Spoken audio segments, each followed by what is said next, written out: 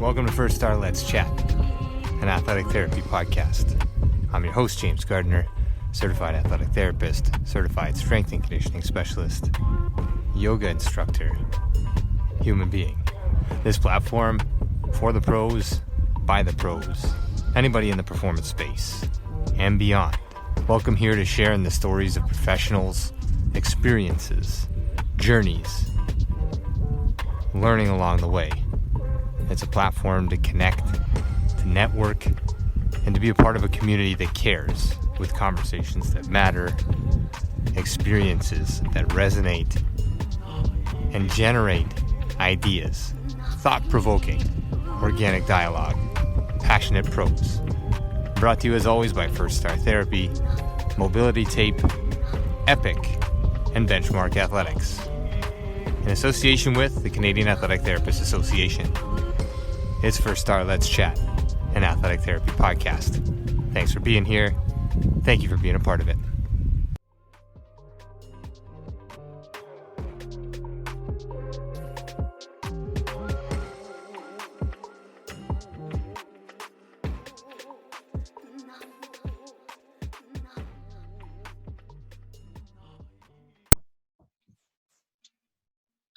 Okay, I think we're rolling. So let's roll here. This is First Star Let's Chat, session 36. This is the OCAA panel this evening. Joining us, we have guests from across the OCAA. We're going to talk about athletic therapy, and this time, athletic therapy in the collegiate setting. As always, these sessions are brought to you by our primary sponsor, Mobility Tape, the only heat-activated kinesiology tape on the market.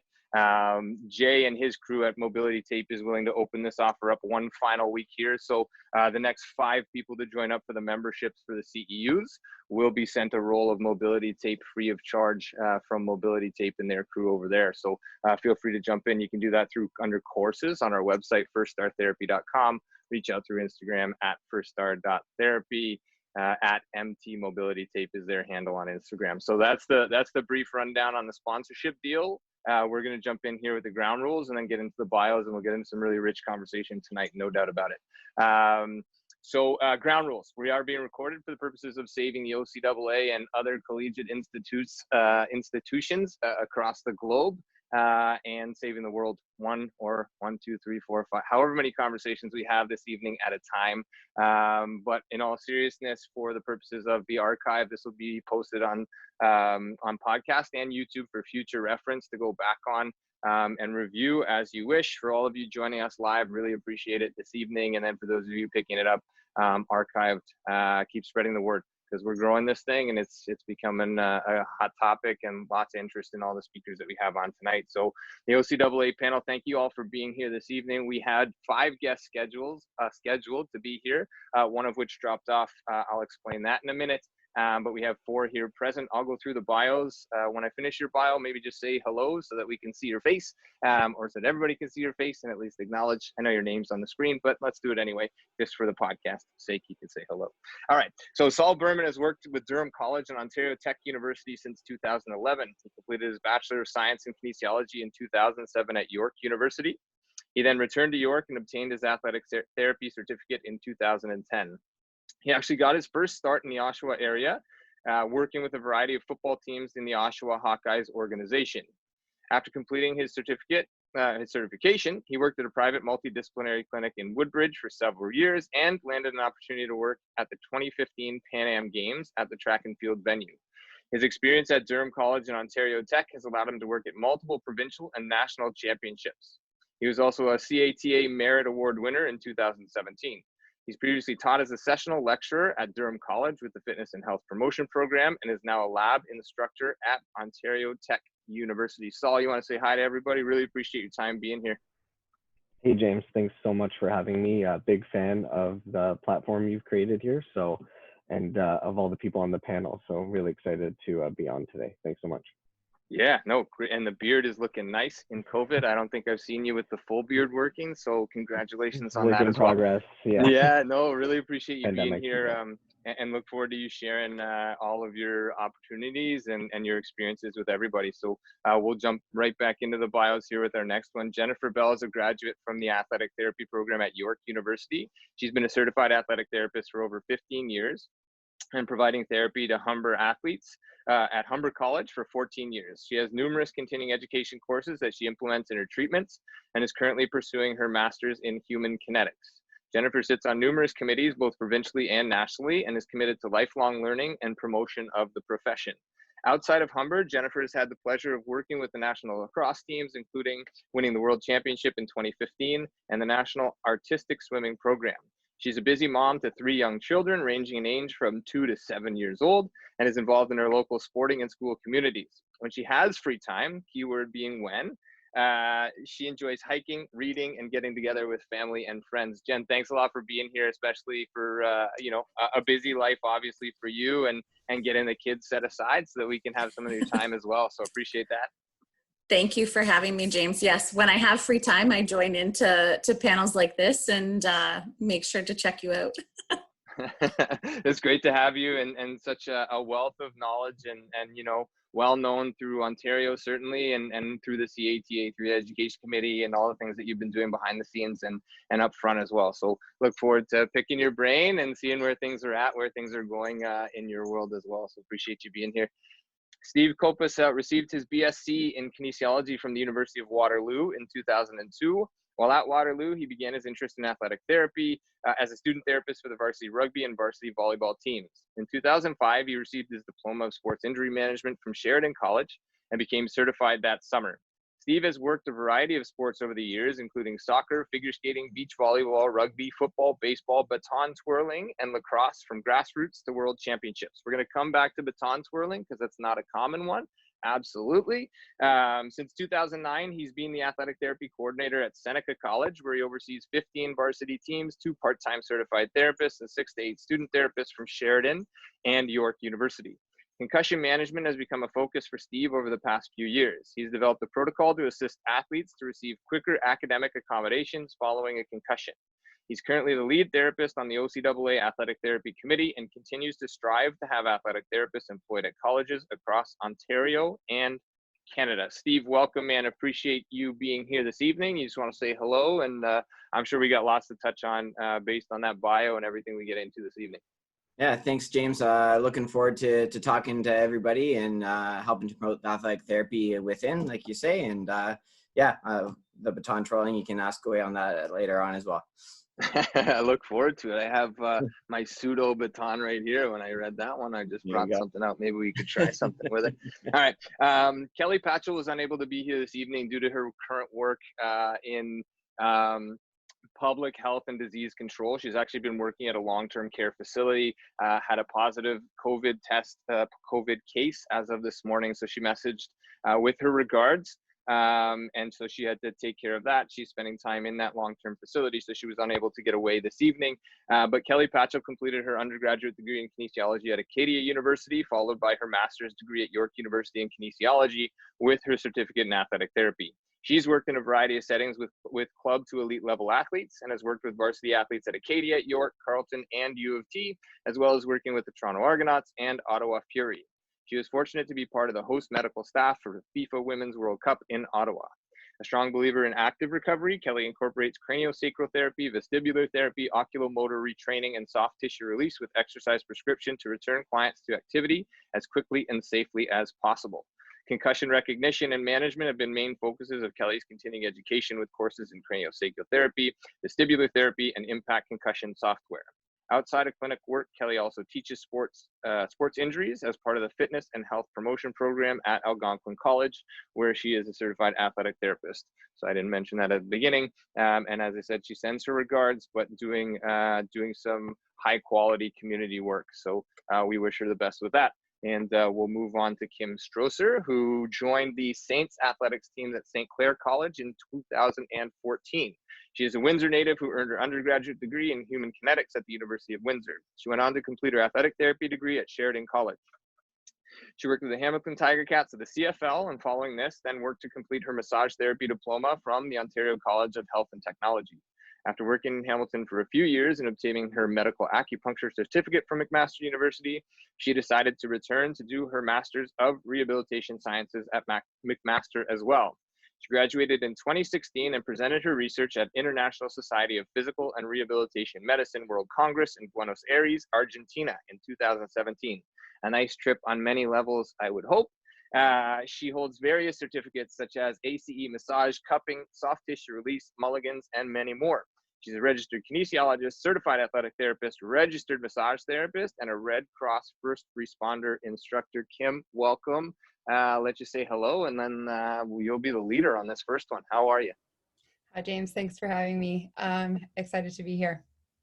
Yeah, great. Awesome. I'm excited to host all of you guys. We've talked at least maybe once or twice in person, otherwise through email or phone, and really looking forward to sort of sharing the wealth of knowledge that is housed within the OCAA and within each one of you, because I think sharing information, sharing knowledge of your career, as well as your vision of what athletic therapy is and can be, goes a long way in sort of supporting all of us. And like we talked about Wednesday night on sort of a special edition, COVID in the pro sport landscape, I think the support aspect of this and just making yourselves accessible to each other and with us is fantastic. So Kim, let's start with you. Maybe we heard your bio and it's an amazing one. You know, you've got a lot of the academic side of things. Maybe just give us some highlights or your career path, a summary, and then we'll work our way back through the panel and then jump into some specific questions after that. Sure. So I got into athletic therapy when I was doing my undergrad at University of Windsor. So I was in about third year and I was doing a internship with the Windsor Spitfires, so our local hockey team here. At that time, I didn't really know kind of what I wanted to do yet. I was, toying with the idea of teachers college or chiropractor school, physio. I had no idea what athletic therapy was, but when I was young, I remember watching sports and seeing the people kind of run out on the field when someone got injured and thinking, wow, like that would be really cool. And I just never even really knew what it was. So while I was doing my internship, they had placed me with the Spits because they knew I had an interest of working in sport, but they had put me kind of in the marketing side of things, which I wasn't really keen on. One day I was waiting for a ride home actually, and the athletic therapist was kind of in the hallway doing a shoulder assessment. And I was like, whoa, what's this guy doing? This looks awesome. So I started asking him questions and I was really intrigued by it. And very soon after, I think like the next week, I was switched into an internship with him. And that was Joey Garland. So he was kind of my first experience with a certified athletic therapist, and he really shaped kind of the way that my career progressed. He told me about Sheridan College. I applied. I ended up getting into the advanced standing program, so I started in their second year. I had an amazing experience at Sheridan. I met a ton of great people. The teachers there, everyone kind of that I met was really influential in kind of my career. And after I graduated, in between graduating and writing my certification exam, I had got an opportunity to work for the Ticats for their training camp. At this point, I was actually offered a job at the Detroit Medical Center, which I was so excited for because I was ready to move home. I had been away for 3 years, and I was excited to work, at a facility that treated pro athletes. So it turned out I was almost done training camp, and the DMC had got back to me and said they actually wouldn't be able to sponsor my visa. It was going to take too long and they needed someone to be able to start right away. So I was crushed. I was really devastated. But the Ticats were like, well, this is great news. You can stay on for us for the season. So I ended up staying for the season, and it probably was the best thing for my career. I met a ton of great people and doctors and other practitioners. And then I ended up staying in Hamilton for another 3.5 years. I worked at a couple multidisciplinary clinics. And then in 2012, the athletic director at St. Clair reached out to me and asked if I would be interested in covering a short-term contract for a medical leave. And I was in no position to kind of leave my full-time work to go home for a short-term contract, but I really, really wanted to, try my hand at the college or university setting. So I kind of schmoozed my boss and made him let me take this kind of 8-week contract. And it worked out really well. And I kind of went back to work in Hamilton, and I continued to cover some field coverage for St. Clair when they traveled out to me in Hamilton. And at that time, they were building a $26 million sports complex, and they had said, just like, hang on, we've got a spot for you as soon as our new sportsplex opens. So for about over a year, I was traveling back and forth from Hamilton to Windsor, working 2 days a week in Windsor and the rest of the week in Hamilton. And it was crazy, but I kept my foot kind of wedged in the door. And in 2014, I got a full-time position at St. Clair, and I've been there ever since, and it's been great.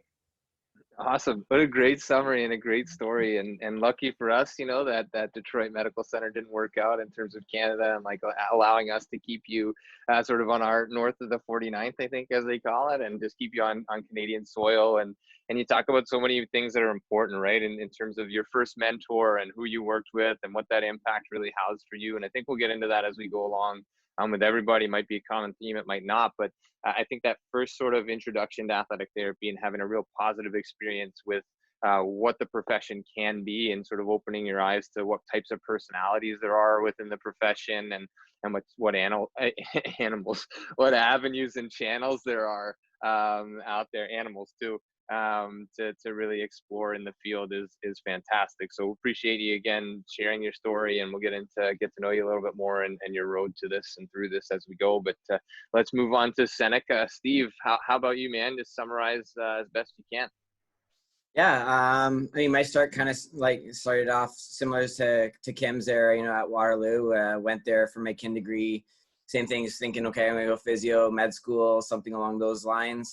Knew nothing about athletic therapy when I first went into university. And during the orientation week, kind of got introduced to coming out to working with as a student trainer. So I took the course and started working with the teams throughout the 4 years I was at Waterloo. And again, a couple of colleagues that were at Waterloo went on to Sheridan ahead of me. And so that's how I found out about the athletic therapy program, and went into Sheridan there and completed that. I was actually the last of the diploma program there. It used to be a 3-year program before it switched to the 4-year. And so I was a graduate last of the 3-year program. After graduating from Sheridan, it was okay, try and find a job. I was working lacrosse here in Brampton with the Brampton Excelsiors, and worked with them throughout the summers, but that was kind of basically volunteer with the amount of money that we got. And I'm sure Jen will attest to that as well. She's worked with the Excelsiors over the years on it, but stuck with them until about 2008 and won the Man Cup with them, and had the opportunity to work with the men's field lacrosse team in 2010 at the World Championships in England, with a colleague of ours, Steve Lobsinger, and traveled with them.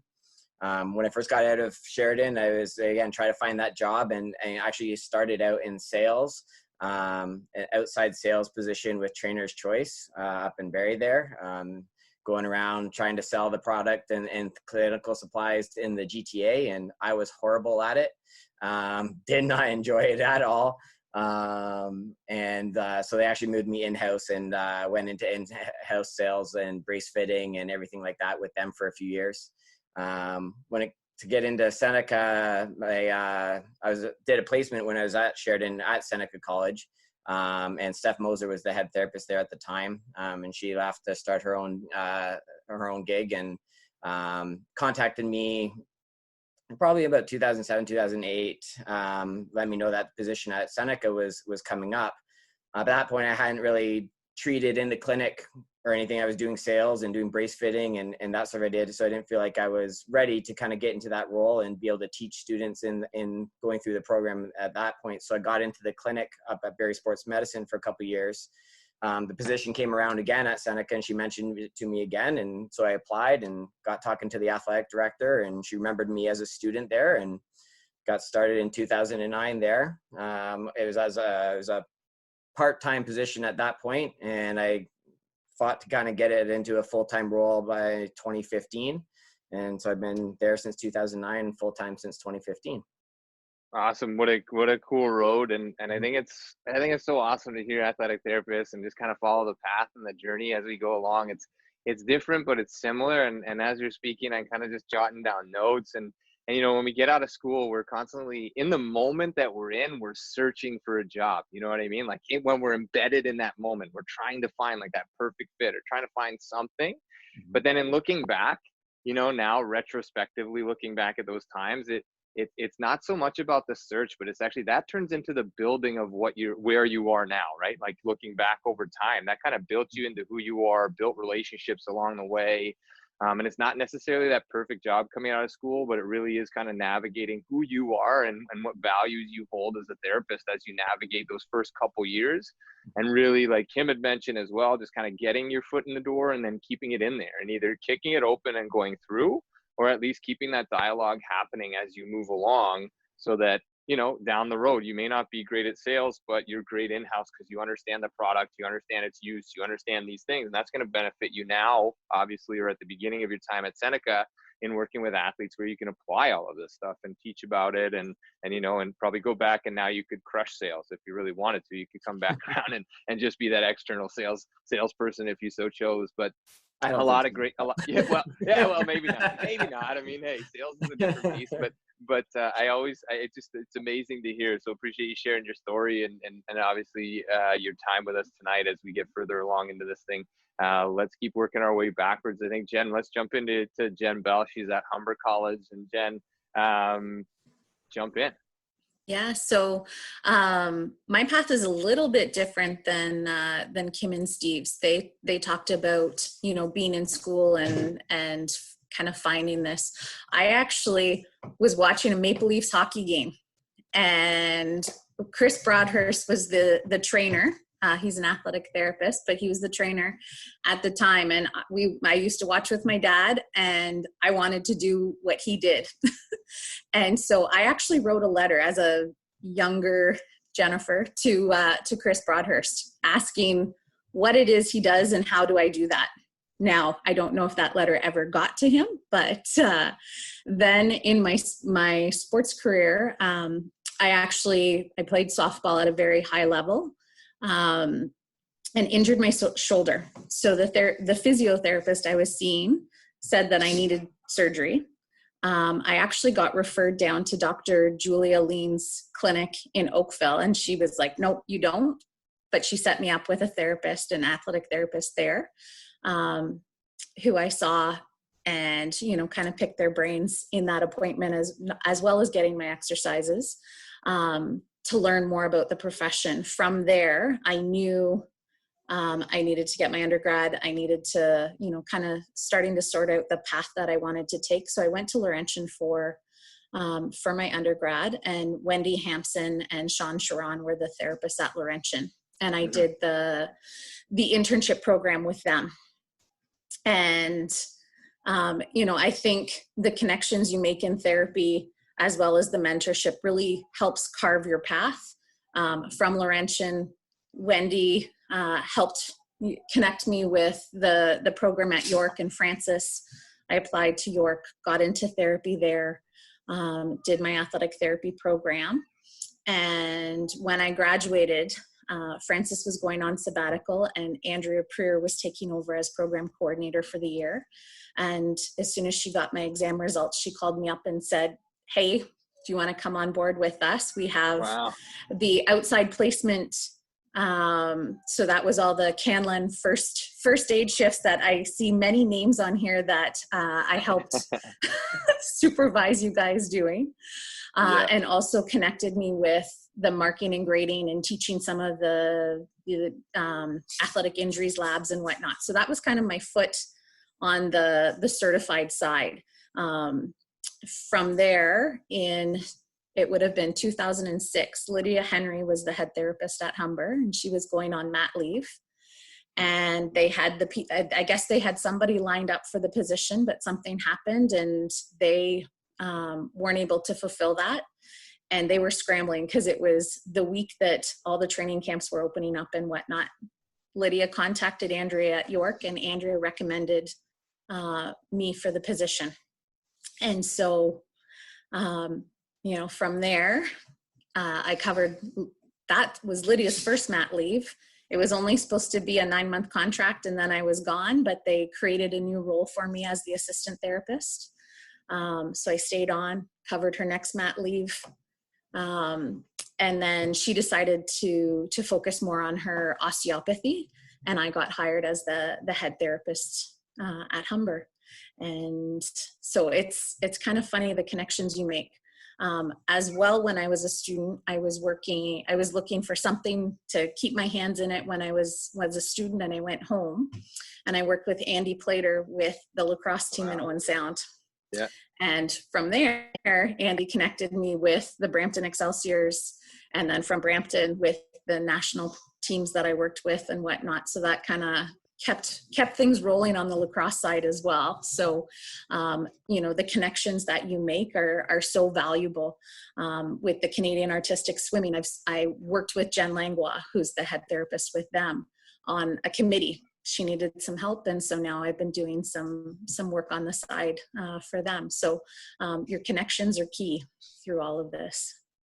Very cool. What a cool story, and like just navigating those things. And you talk about connections and these times, like in COVID, and the pandemic that is, it's almost like, how am I going to keep my career going? What am I going to do? How am I going to do this? And we've kind of spun this thing around to make it a very positive experience through this platform, to really have access to people like you, where Jen, Steve, Kim, Saul, everybody who's been on here in the past and will be on here in the present, really making themselves available to be mentors and mentees with each other, and working together and creating that network without having to be necessarily in the clinic, or I never got to have my placement with Jen, I wish I had. Well, here you go. You have an opportunity now to sort of feel out your story, see who you are as a therapist and as a person. And I think these are really important conversations to have, whether we take away key points that we can apply to life, to the clinic,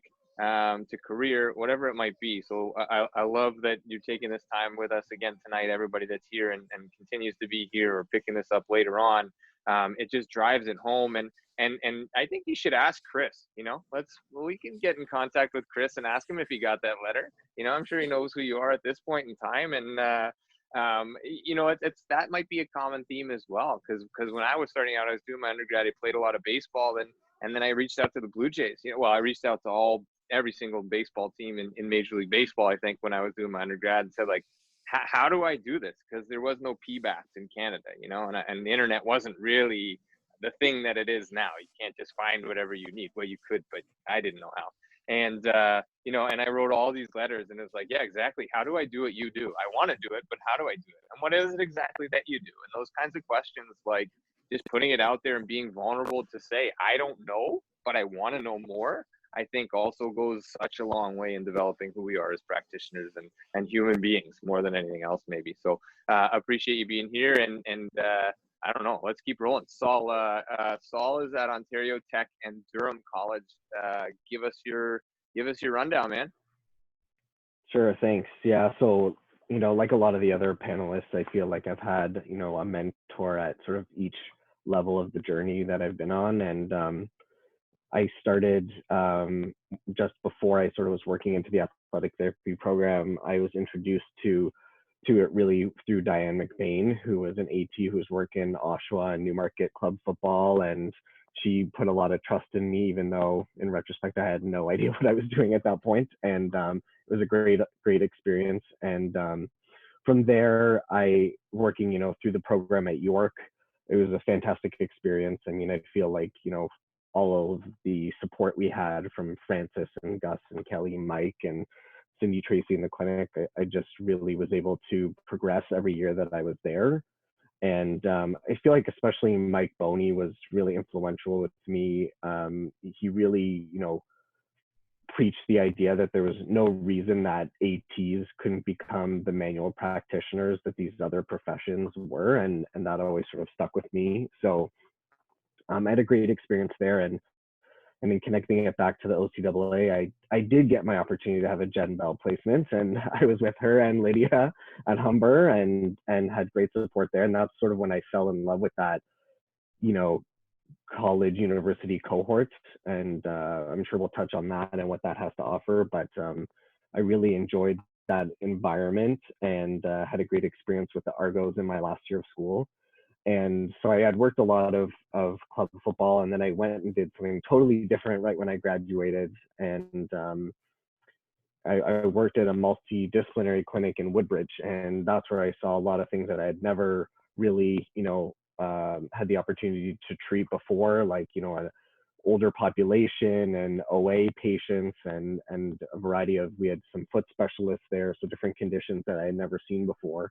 So that was a really cool opportunity. And but I really missed that collegiate setting. And about a year in, when I'd sort of really committed to that clinic, I saw this posting for a fall contract for Oshawa, and I was like, you know what, I just driven out there for years and I thought I was done with that, and I really couldn't make up my mind, if I wanted to head back out there or really focus on the clinic I was at. And in retrospect, it was kind of silly not to really even contemplate not applying, but I really couldn't make up my mind. And luckily, the night before the applications were due, just like you're supposed to, my friend at the bar convinced me to send my resume in. So from the bar, I emailed my application in the night before it was due.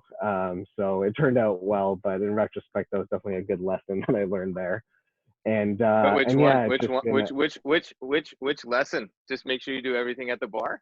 That's a good lesson. yeah, I mean, I feel like in this field, like those conferences, we had Glenn Berger on about a month ago, and he was talking about all the good stories followed the rum. The rum left the room, and he would exactly. follow and hear all the stories. But yeah, lots of lessons to be had, man. Keep going. Sorry to interrupt you. Yeah, no, yeah, I guess you have to find the right level where it's not too many drinks that you forget how to send the resume in, but not too little that you don't have the courage to do it. I don't know. So, That's it. yeah, no, it was, I feel like it's been just like a fantastic opportunity. Walking into something that originally, again, started as a fall contract and then blossomed into more months. And then I think I knew having both institutions, one in the OUA and one in the OCAA, was a unique experience, but also one that had room for growth. And so I saw that opportunity, and luckily was able to get full-time there a few years in, and have been there ever since. And it's opened up, other opportunities like the teaching I've been able to do at the college or helping with the labs at the university. So there's lots of other unexpected opportunities that you get along if you keep working at it. And just felt so lucky to hit a job with two established ATs, Jess Salt there and Allison Chizewski. And I just feel like so lucky that I've been able to learn from them every year. They've been fantastic mentors for me over the last almost a decade now, which is crazy to say. So yeah, and here we are. Yeah, time flies, and just I don't know if they had PDFs back then, but like just save that PDF resume, and then the send is not quite as difficult after a couple drinks, I guess. I don't know. Yeah. It seems like it's a pretty good lesson to have, as long as the PDF is the right version and you haven't named it something that you can't remember. But no, some great stuff, man, and navigating sort of your career to get to where you got to, and going through school and all the connections along the way. And something that kind of came up as I'm listening to each of you tell your story is like kind of this question of like, well, what is it that exactly, like, what is athletic therapy? It's this question at the beginning of like, what is it? And now that I've been in it for a while and been able to sort of host this platform and talk with lots of people, I've really kind of spun that question 180 degrees and said, like, what isn't athletic therapy? It's so broad and so far reaching. And I know that we're all housed, I mean, you guys as panelists are all housed within the OCAA, but such drastically different experiences.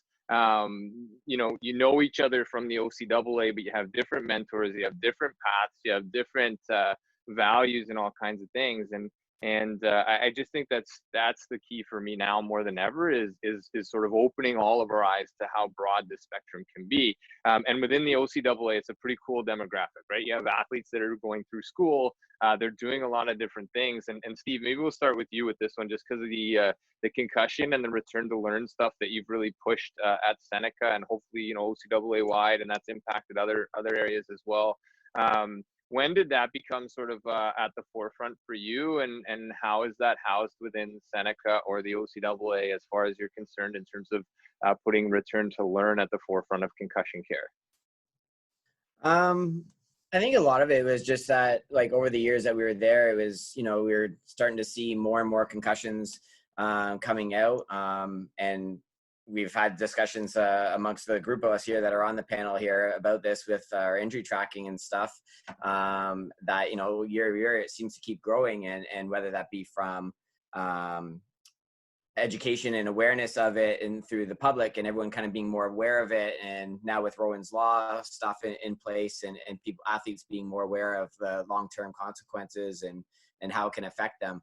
The return to learn aspect of it was we were having our sport med doctor and us were having a real hard time with our athletes on them being forced to continue to work through their assignments once they've sustained a concussion and taking a long time through the counseling department to obtain those academic accommodations. So we basically sat down with the director of counseling, our athletic director, our sports med doc, and we all kind of sat together in a room and kind of said, well, how can we streamline this? Because we know that the more stress that they have, the longer their symptoms are going to last. Which then keeps them out of school longer and affects their grades and also keeps them out of sport longer. So we wanted to come up with something. So we developed a plan to basically notify the counseling. So I notify the counseling department the day that they sustain a concussion, and we get them their academic accommodations within 24 hours. And then the doctor will certify that concussion within a week or two to the counseling department, because in the past they needed to have doctor certification of that first before they provided the accommodations. So we're able to get the athletes their accommodations within 24 hours, which takes that stress off of their shoulders once they sustain a concussion, because that's always the first thing out of their mouth when they tell them that they need to rest for a little bit. And that first 24 hours, they say, well, I have a test tomorrow or I have an assignment due tomorrow. And we can ease that stress off their shoulders a little bit and know that they're not going to get penalized for not handing that in or handing it in later and stuff, because they have those accommodations in place fast. I know that a lot of the other colleges, I know Durham and Humber and St. Clair, you guys are all kind of doing something similar now with that as well, and maybe a different avenue of accessing that, but same idea of getting that out there and into the athletes' accommodations as fast as we can. Yeah, it's a massive point. Sorry, I'm just getting messages that my audio might be choppy. So if it is, just let me know and I'll try to switch out my mic here. But it's amazingly important. You know, it's hugely important in our demographic that return to learn gets put at the forefront. And the fact that you've been able to expedite it by simply having conversations with all of those involved goes such a long way, you know what I mean? But where you can pull a sports doc, an athletic director, everybody who matters within this decision, house them in a room and have a conversation about it.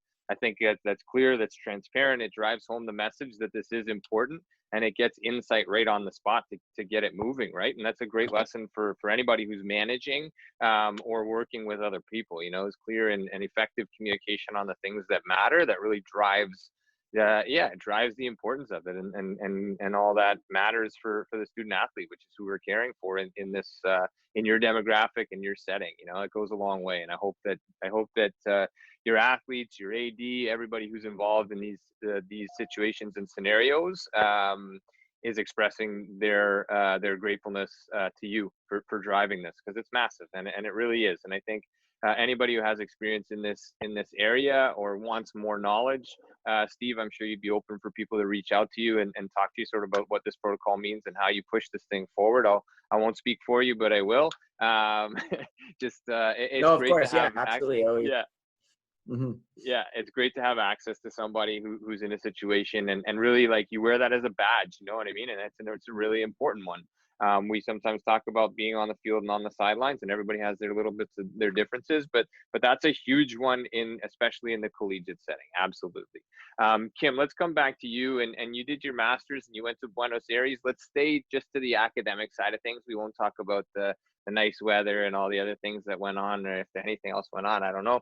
It was a thing, but what did you present, and have you found a way to apply some or all of that in the OCAA setting where you are now? So I did a research study. It was an individual case study on an individual with Friedreich's ataxia, which is, I'm not sure if you guys know what that is, but it's a neurodegenerative condition, and it's pretty rare. So one of my patients that I treat outside of the collegiate setting has this condition. And it basically, some of the symptoms are like imbalance, inability to use your muscles how, you know, we would use our muscles, and just general stiffness. So I had done my lit review, and there was kind of no studies that were done using exercise and balance. It was all like drug related trials. So I used this individual, and we did a 12-week balance training regime. And we actually did find some statistically significant improvement. It was marginal, but it was statistically significant. So I ended up submitting my abstract to this International Society of Physical and Rehabilitation Medicine World Congress. Actually, my advisor had submitted it. I thought there was no way that it would get chosen, and turns out it got chosen. So yeah, I presented my abstract there in Argentina, and it was amazing. It was a once in a lifetime kind of trip. It was, the Congress is, the majority is physiatrists and sports med docs, but it was a really great opportunity to kind of present my work and network with like-minded practitioners. No, very, very cool, and congratulations on getting that done. Not too many people get to do any of that, you know. And you talk about sort of like balance and its importance, and I don't know. I found over the last little while in working with athletes, both from the highest, let's call it the highest level, pro level, and then back down to amateur, really focusing in on like that proprioceptive quality effort goes so much further than maximum velocity or maximum force, maximum exertion, these kinds of things. And that's a generalized statement. I grant that, but the high quality proprio work has so much feedback and feed forward that I think there's so much value in that. And I think driving that home into every rehab and every strength and conditioning opportunity goes a long way with athletes too. So I'm sure you're embedding that in virtually everything you do, although specific to certain cases. Yeah, for sure. My case study was obviously a little bit different because most of our athletes are pretty much healthy at baseline. But yeah, like you said, I incorporate proprioception and balance into all of my rehabs, especially, you know, concussions, anything ligament wise.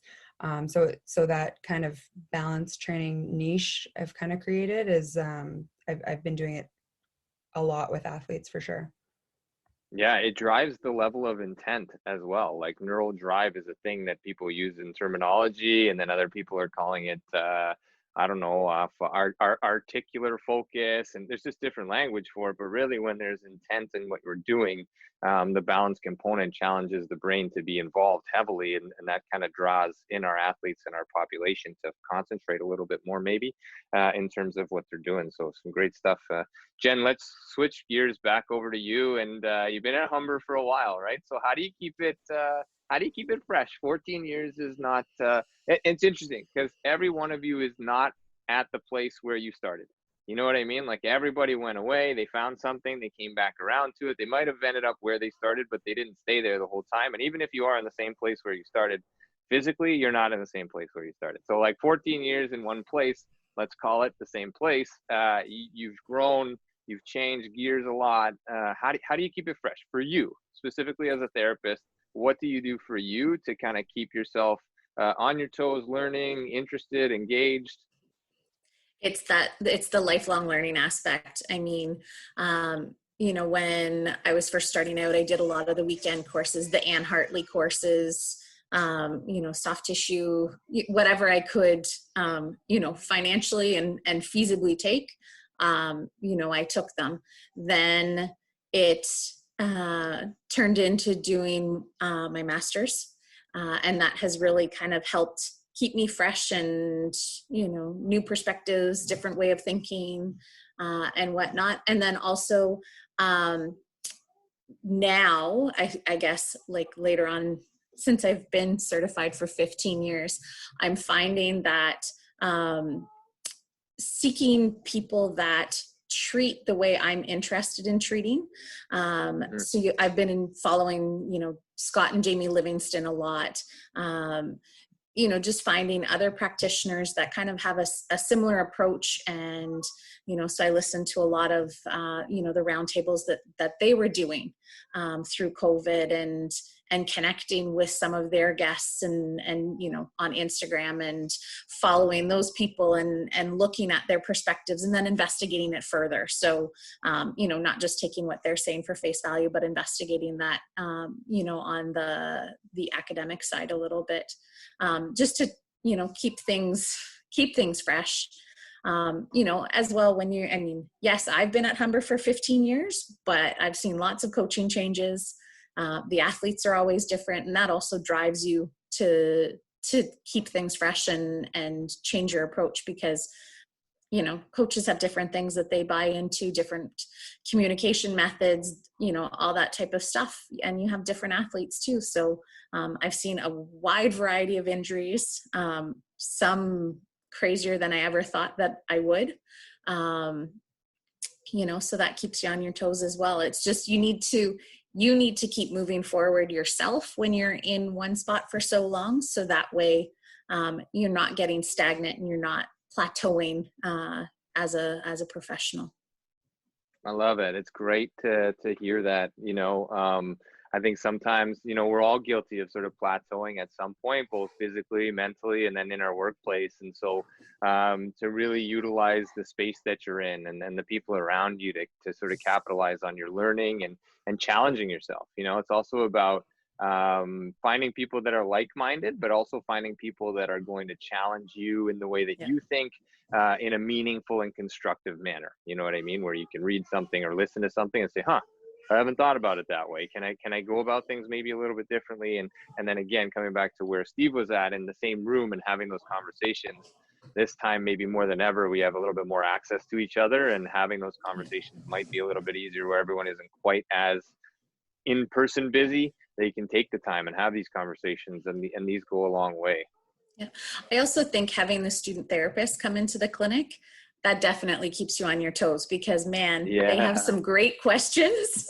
And if you don't know your stuff, they certainly hold you accountable to that. So, working with the student therapist, I think, continues to make me grow, because you want to be able to have the answers for them. Yeah, and some not so good questions, which also keep you on your toes. Student therapists and colleagues alike. I've been in the university setting as well, and with colleagues and student therapists. It's a variable environment. You know what I mean? Yeah. This is high level athletics, but in the therapeutic setting, right? Like, everything's evolving constantly and moving, and there's so many moving parts to it that you never really know what you're going to get. So definitely. And continual growth and evolution as a therapist is, I would agree, 100% top of mind. Saul, you work in sort of a double cohort, right? Like, you're working at Durham and Ontario Tech. How does that work, and how do you navigate sort of time and space allotments within sort of the OUA and the OCAA? How does that work on your side? Yeah, it's definitely an interesting setup, and we're lucky that both schools are really supportive of our department. So there's definitely some difficulties at times trying to navigate space and time. Like you said, I'm a shared service between both institutions, so all the regular scheduling difficulties that we all try to match up once we get the season released. We've got to sort of factor in 4 soccer teams instead of 2, and how their schedules might conflict, and whether or not OUA hockey may conflict with some of my OCAA sports, things like that. But again, I think we're able to succeed because of the support we have. So from a staffing perspective, again, we've had a lot of support with the 3 full-time ATs that we have, and getting support from some contract therapists as well. And the student support, like Jen mentioned, has been excellent, and keeps me on my toes as well. It keeps me grounded for sure. And yeah, there's only differences, I think, between the populations. Some more similarities than I think people would think, but there's definitely differences as far as the athletes and the coaching staffs. Sometimes you have to marvel at some of the things that our part-time coaching staffs are able to accomplish with the time that they have and the resources that they have. And then you marvel on the OUA side with what the coaching staff there is able to sort of envision and put forward to keep pushing in that high performance setting. So yeah, it's cool because we get to see a bit of both worlds, and definitely it's a challenge at times to navigate the scheduling, but it's a really cool thing to see with the athletes and how they sort of mature over their time there. You know, that athlete that walks in and you can tell, oh, you went to high school last year, like you can really tell, you know. And then, you know, whether it be the college or the university, and they've really matured over their 4 or 5 years, or even over the couple of years if they do, you know, a college diploma or something. It's really awesome to see. So yeah, it's been a unique experience for sure, but I think we're able to manage it with a lot of planning and support. Yeah, and what a great job in terms of like managing your time and really kind of navigating that from yeah, I don't know if anybody else does it, right? Like college and university in the same space and all these things within the OCAA and the OUA. So good for you guys. I mean, kudos. It's got to be time management, space management, human management, personal management, all these things that you have to stay on top of as an athletic therapist. And within the OCAA, we're seeing, you know, just in these conversations, seeing the variability within each setting is great because it shows me at least, and maybe everybody listening, that it doesn't always have to be cut and dry one way or the other. You know, you have foundational principles we live by, but the rest of it you can kind of make work as the situation allows. And that goes for the conversations you have, the networks you create, and how we sort of build the profession outward. So really great share, Saul. Appreciate it. Just a reminder, next 5 in on the membership, Mobility Tape will send a free roll of their product to you. That's again through courses on firststarttherapy.com CEU membership.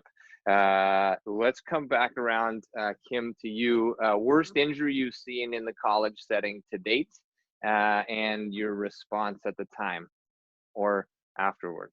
Not like your response, but you know, how did things go in managing of that? I guess I don't know if this is the worst injury that I saw, but probably the most difficult to manage was a GH dislocation. But the way that it was dislocated was just, it was really stuck. And the person was like very much going into shock and difficult to calm down. I don't know. I think that was probably like the most memorable for me because the screaming was just really intense. And yeah, just, you know, trying to calm that person down. Or yeah, I would say that's probably the one that I remember the most. Yeah, awesome. No, it's a great insight, and to put you on the spot like that, it's a tough one to answer, right? We've all responded to different things over time and responded different ways. And you know, GH dislocations with people going white or passing out or just like going like ghost, and you don't know what's going on, or you've never spoken to them before, or it's an athlete, you know, the situation dictates our reaction or our response, most definitely. And again, coming back around to what Glenn Bergeron had talked about on one of our previous, is like all of the trust that we build with our athletes creates the calmness in that scenario where they know that they're coming to you, you know what you're doing. The calmness isn't necessarily the focal point. The focal point is the GH dislocation, but that trust they have to come to us as athletic therapists and know that they're going to get proper care and taken care of, I think goes a long way too. So a great share. Saul, words of advice to new grads. It can be one or it can be several words, but what would you say at this point in time? Well, I think sort of like, you know, the story that we touched on, and Jen mentioned this earlier, but I think for new grads, it's to sort of the cliche of, you know, throw yourself out there and try to get as much experience as possible, and send in your resumes even when you are not sure that you should. And yeah, I think, you know, those cliches are there for a reason because it's true. I think you need to get a variety of experience.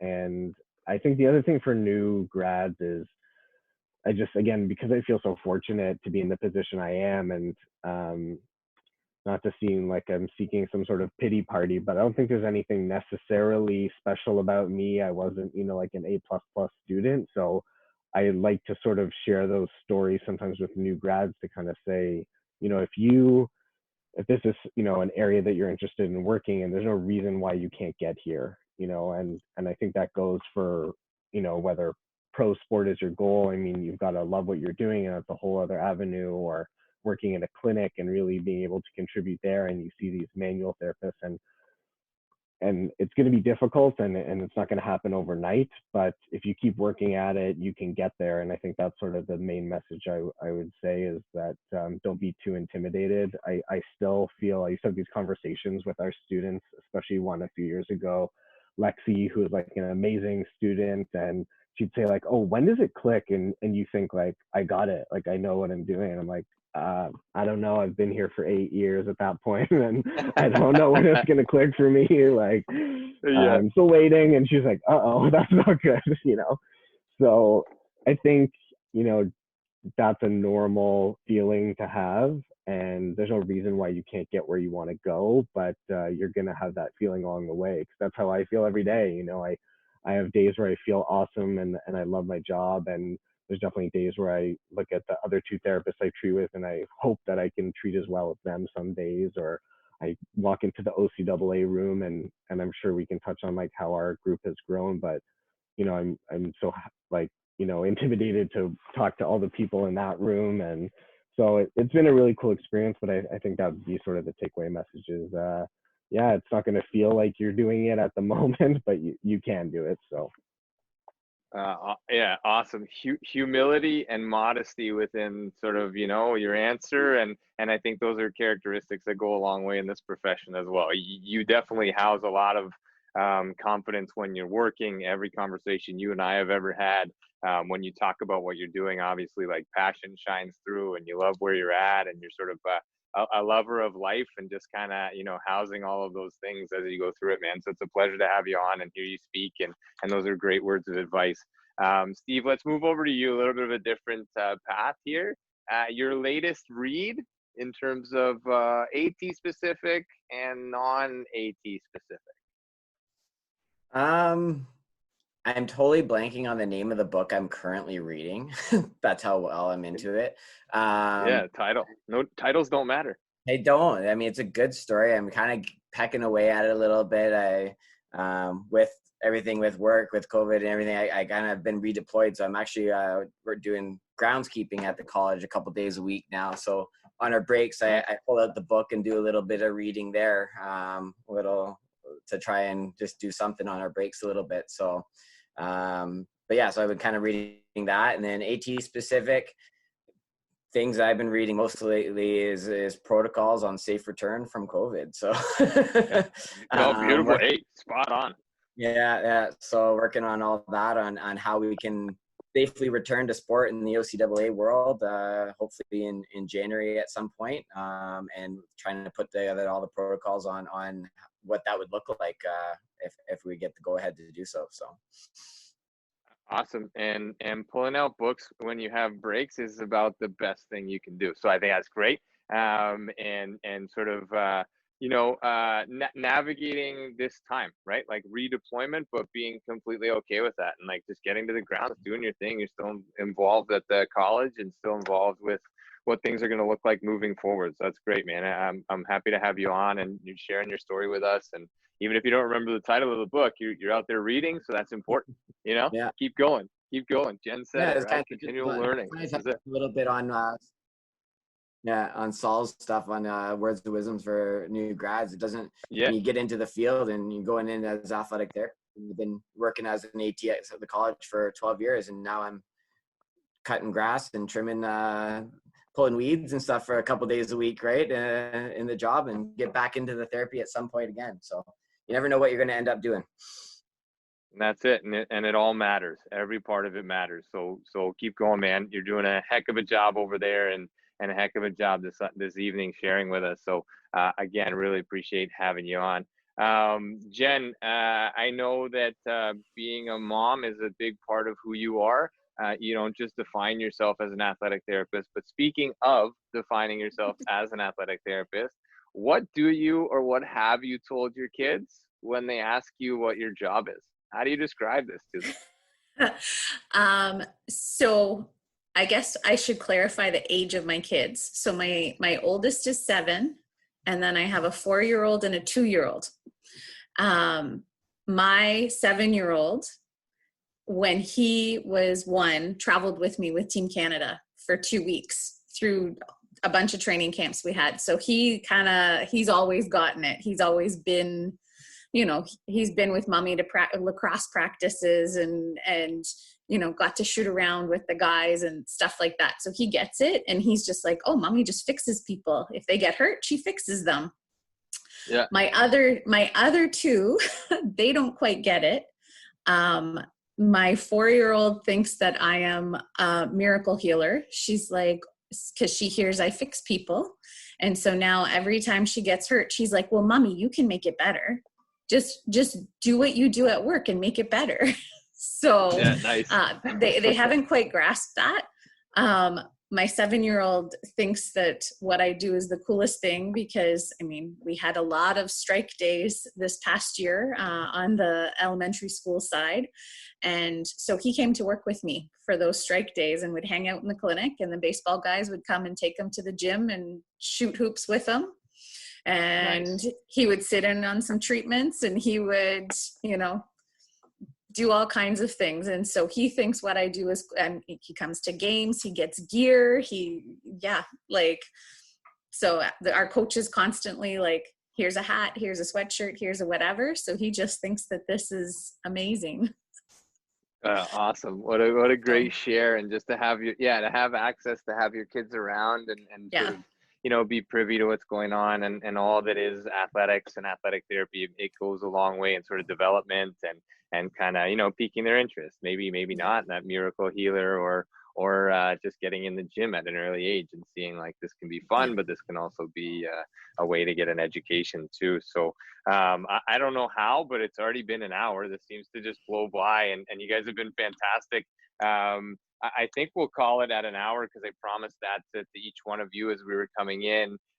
This has been First Star Let's Chat, session 36 with the OCAA panel. Kim Strosser from St. Clair College, Jennifer Bell from Humber College, Steve Kopis from Seneca College, and Saul Berman from Durham College and Ontario Tech University.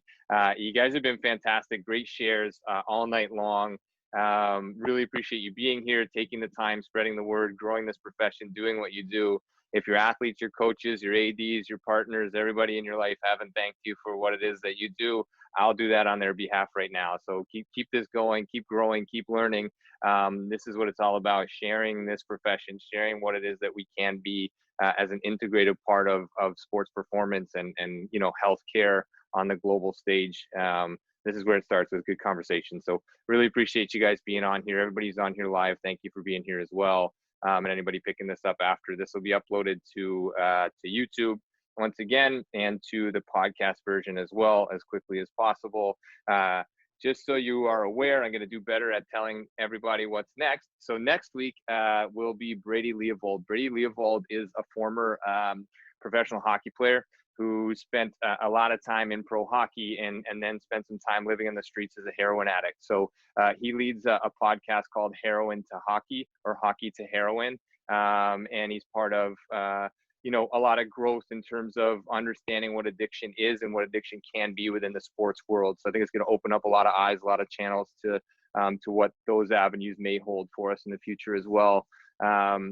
So Brady will be on next Sunday. The following Sunday, we're hoping, timing wise as well, will be a bubble chat from the CPL out in Charlottetown, PEI. We have athletic therapists from as many of the teams as possible that weren't playing at the time to be on from there. So those are the next 2 weeks coming up. Again, something for you, just from my end of things, I'm hosting a practitioner's retreat the 24th to the 26th of September. This is specific to any practitioner who works in any model of care, taking care of yourself. Details are on the website if you so choose. Otherwise, just reach out to me. I'm happy to provide details on what that encompasses. But basically what that is load management and self-care, so that you can be at your best, so that your athletes, patients, etc., can be at their best through you. So that's kind of the angle on that. Kim, Jen, Steve, Saul, really appreciate it. Kelly for her time, but unfortunately not able to be here. Once again, First Star Let's Chat brought to you by Mobility Tape. Thank you guys so much this evening, and I'll wish you good night and talk to you soon. Thanks, James. Thanks, James. Thank you. Guys.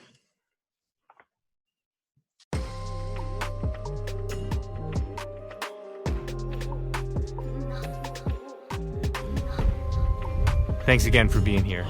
Thanks for listening. Thanks for being a part of this community. Check us out online, firststartherapy.com. That's FIRSTAR therapy.com. Or email us with feedback, consult@firststartherapy.com. CONSULT@firststartherapy.com, on Instagram @firststar.therapy, and our podcast host @letschat.at. This is First Star Let's Chat, an athletic therapy podcast.